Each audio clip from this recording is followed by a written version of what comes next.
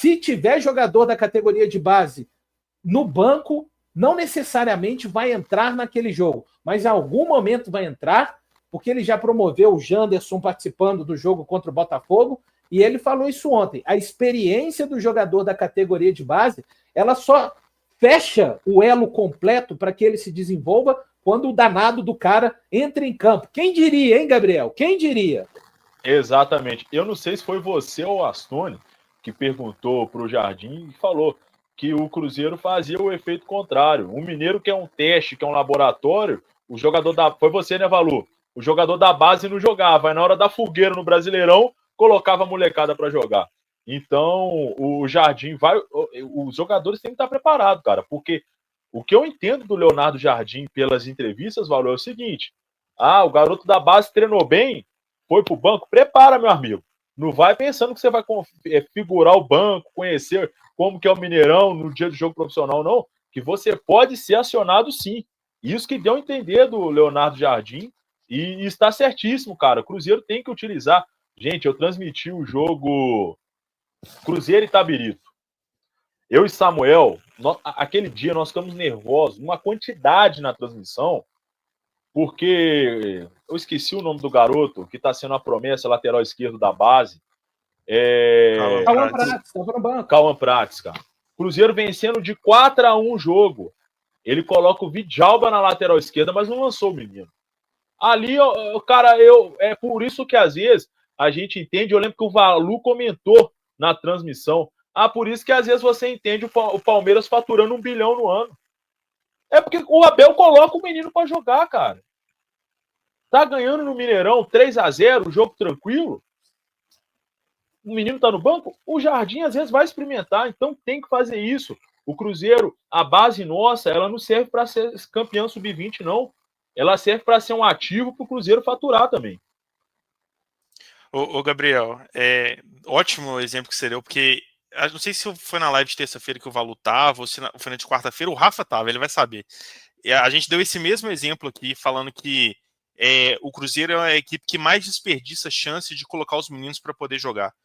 O Cruzeiro, às vezes, ele tá ganhando de 2, 3 gols de diferença, o jogo tá resolvido. Aí, ao invés de entrar um menino da base, o treinador escolhe um jogador veterano que tá com um contrato para acabar no final do ano, sabe que não vai renovar, e coloca o cara do mesmo jeito. E aí o menino que tem lá mais 5 anos de contrato, pode dar retorno financeiro, retorno técnico, ele fica escanteteado, fica escondido no banco, não coloca para jogar. A gente deu o exemplo do Vitor Roque, o primeiro jogo dele, ele entrou, correu, perdeu o fôlego, ficou 8 minutos em campo, tirou. Passou 3 meses daquele jogo ali, ele já estava sendo uma referência, 3 vezes pouco, né? Um pouquinho mais, uns 6 meses ali, no início de 2022, ele já estava sendo uma referência para o Cruzeiro, e logo foi vendido, né? Pro Atlético Paranaense, aquele preço ridículo, do jeito que foi, mas, né, menos de 1 ano, 2 anos depois, o cara estava sendo vendido lá para o Barcelona. O mesmo jogador que entrou e não deu conta de jogar 15 minutos no profissional no primeiro jogo dele. Então o Cruzeiro perde a oportunidade de ambientar os meninos, que são promissores, que têm talento, a correria do jogo do profissional, a pressão da torcida, o barulho, a tudo, toda a dinâmica, a atmosfera de um jogo profissional, que é diferente. Então o Cruzeiro perde essas oportunidades. E me faltou um exemplo prático na memória quando a gente deu esse exemplo, e é ótimo que você lembrou agora, o Cauã Pratos foi um desses. Eu lembro que o chat até brincou, vamos esperar o Cruzeiro começar a ganhar de 3 gols de diferença primeiro. Esse ano ganhou. A primeira vez que começou a fazer uma goleada, tinha um menino na base lá, e não foi escolhido para poder entrar. Então, é complicado, né? O Leonardo Jardim teve uma fala perfeita no Cruzeiro Cast, que foi: não adianta a gente ter o discurso de querer revelar jogador, se a gente, na prática, está inflando um elenco com mais de 30, com 35 jogadores que estão vindo só para poder fazer número. Porque você não joga com 35 jogadores, você não roda um elenco com 35 jogadores. Então, se você quiser ser um clube formador, um clube que dá oportunidade para a base, beleza, você precisa ter seus 25, 26, 27 jogadores ali que são mais rodados, mais experientes, e o resto, cara, a terceira opção de uma posição específica tem que ser um promissor da sua base, né? O quinto zagueiro do time tem que ser o melhor zagueiro do seu sub-20.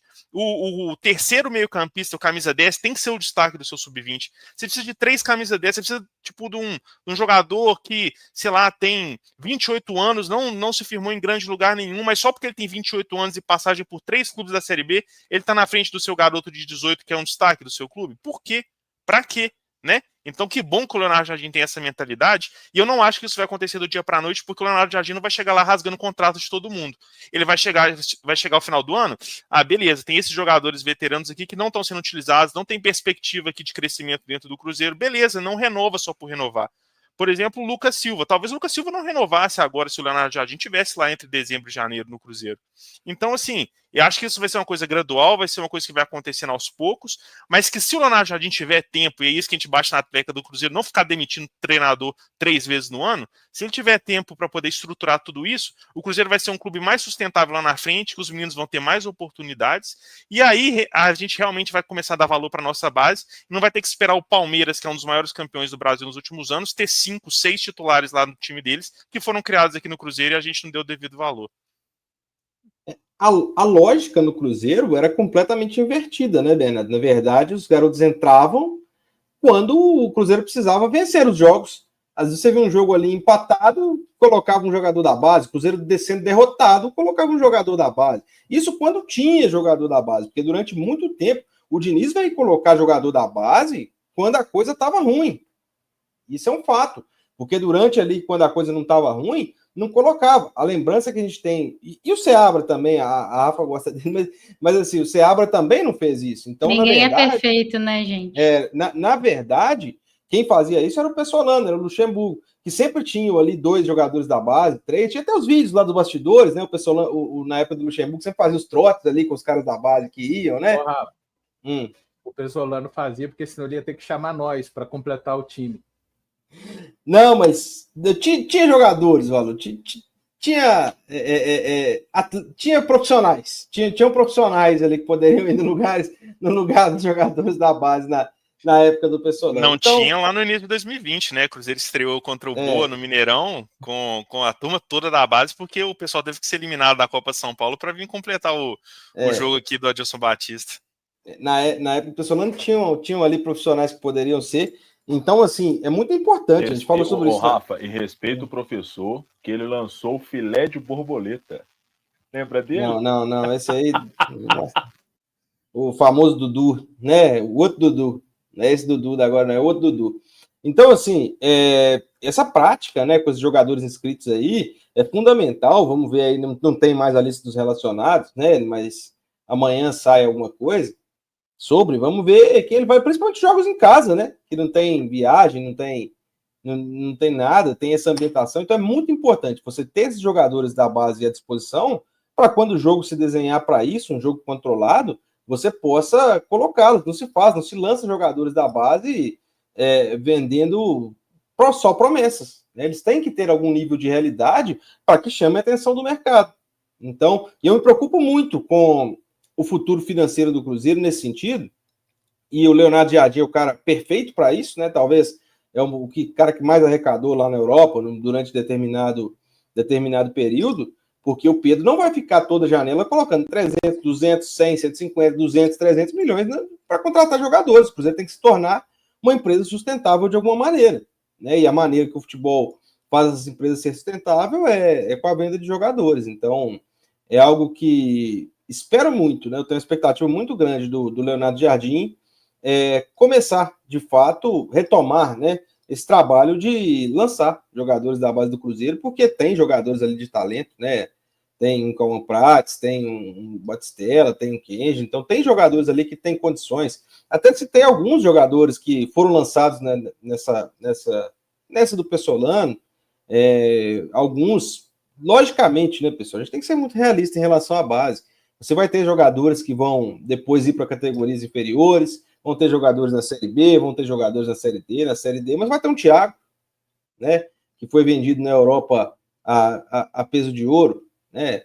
Você vai ter E ele falou também, só para pegar mais uma fala dentro disso, que às vezes o jogador ele não acontece aos 19, aos 20, mas acontece aos 21, mas ele precisa de sair para dar uma rodada, e ele citou um zagueiro que jogou pouco, o tal de Ricardo Carvalho. Ricardo Carvalho. Jogava nada, né, Valor? Fraco. Nada. Fraco. O Fabrício Bruno, que está no elenco hoje, que o Cruzeiro comprou o Fabrício Bruno, que saiu aqui precocemente, na minha opinião. O Dudu, que saiu muito precoce, né? O Ederson, que nós tivemos aquele problema, né, naquela época, tava um caos o Cruzeiro, perdemos o Ederson. De bola. Né, o Ederson, se eu não me engano, ele está cotado para ir para o Real Madrid, né, com o futebol que ele está jogando. Então, são inúmeros de jogadores que depois nós vamos para o Muro das Lamentações. Tem uma safra de goleiros aí também, né, que rodaram na Europa, né, Gabriel, tem uma safra de goleiros aí na Europa.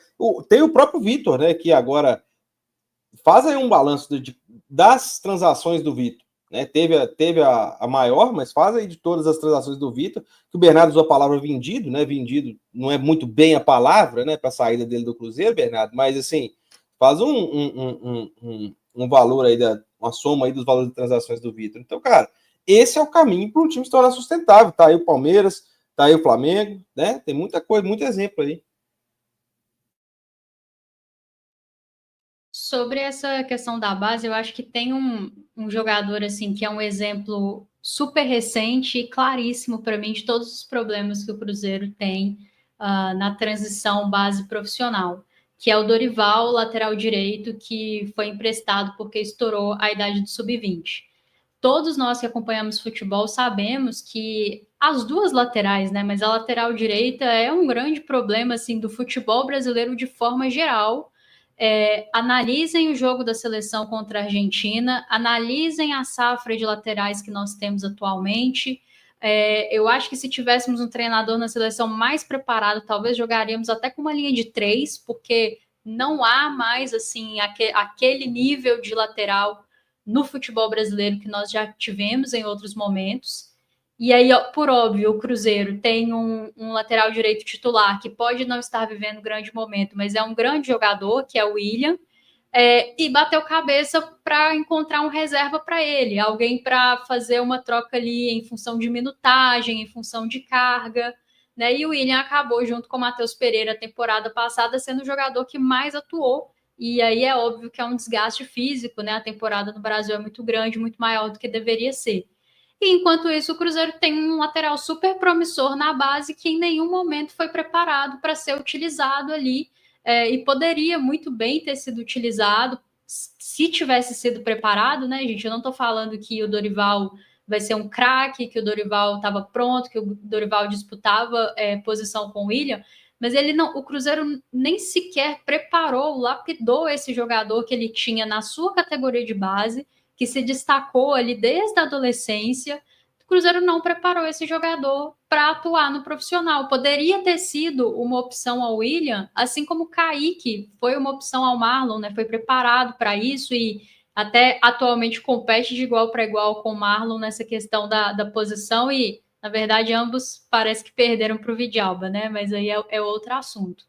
Então, assim, para mim é um caso recente que mostra muito bem, sabe, a quantidade de oportunidades perdidas que nós temos na nossa categoria de base. E aí entra tudo isso que a gente já falou, acho que o Bernardo falou super bem. Quando você troca de treinador de 3 em 3 meses, você não tem uma continuidade de trabalho, porque o elenco não é montado pensando naquele projeto esportivo que foi desenhado junto com aquele treinador. E aí acaba tendo pouco espaço mesmo para a utilização da base. Gosto muito da entrevista do Leonardo Jardim quando ele fala sobre isso para o nosso amigo Valu ontem. E para mim, assim, tá claro, se ele não for utilizar o jogador vai ser emprestado, que ele entende que o jogador tem que estar jogando para atingir o seu melhor nível. Então, quem está sendo relacionado, quem está participando dos treinos deve ter oportunidade.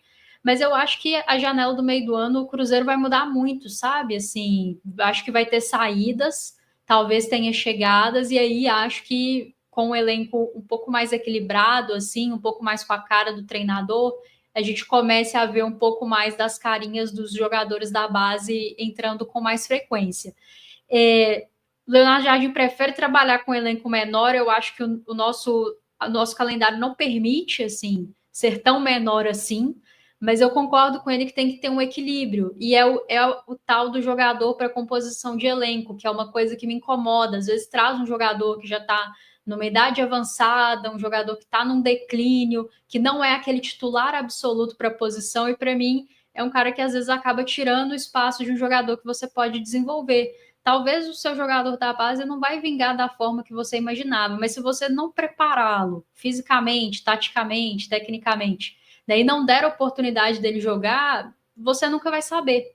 E aquilo, o Cruzeiro precisa ser autossustentável, né? Eu acho que é natural um aporte inicial do Pedro Lourenço para o Cruzeiro recuperar a capacidade de competir com as equipes que investem muito, mas a médio e longo prazo o clube precisa ser sustentável. Os clubes brasileiros, para serem sustentáveis, eles precisam ser clubes formadores e vendedores. E hoje o Cruzeiro forma muito bem, assim, em tese, mas vende muito mal. A gente, na verdade, vê outros clubes do país vendendo os nossos atletas, né, por valores aí astronômicos e a gente fica olhando. Então, assim, precisa mudar para ontem, se o clube realmente quiser mudar de patamar competitivo de forma perene, senão vai ficar um ano sim, um ano não. Acredito que o professor tem condições de conduzir esse trabalho aí e acho que finalmente, Valor, a gente vai ver o tal do discurso de utilização da base concretizado. Talvez o único defeito de Fernando Seabra, assim,